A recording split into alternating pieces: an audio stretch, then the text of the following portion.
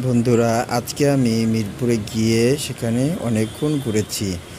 মিরপুর 2-এর পরে স্টেডিয়ামের সামনে এরকম একটা ছোট দোকান পেলাম।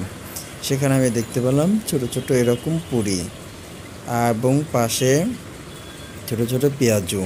আর এটা এটা চিংড়ি মাছের পেঁয়াজু। আর আরও আছে সামনে, ওই যে ওখানে হলো রসুনের পেঁয়াজু। পাশাপাশি যে আছে ওগুলো হলো শিক কাবাব। এই পুরিগুলো অনেক মজা, সাইজে ছোট হলেও মজাটা অনেক। বেশ মজা করেই একটা খেলাম। তখন আমি নিলাম এরপরে চিংড়ি মাছের পেঁয়াজুটা। চিংড়ি মাছের পেঁয়াজুটাও বেশ মজা। সবগুলোই যেটাই নেন 5 টাকা। শুধু শিক কাবাব সেটা 40 টাকা। শিক কাবাবে মাত্র তিনটা মাংস ছিল।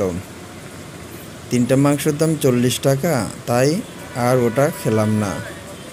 এই যে দেখতে পাচ্ছেন চিংড়ি মাছের পেঁয়াজুটা নিয়েছি, সেটা আসলে ভালোই খেতে লাগলো। আমি দাঁড়িয়ে দাঁড়িয়ে খাচ্ছিলাম, তখন আরও কয়েকজন আসলো।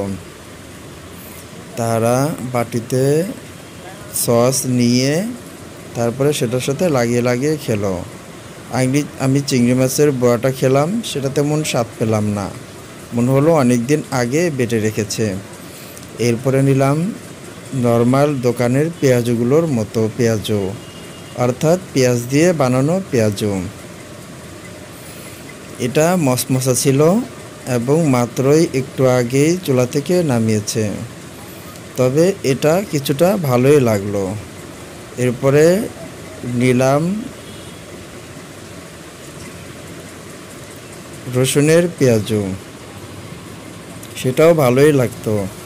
পাশেই একটা সস ছিল, কেউ খেয়ে রেখে গেছে, সেখান থেকে একটু আমিও নিয়ে মাখিয়ে খেলাম।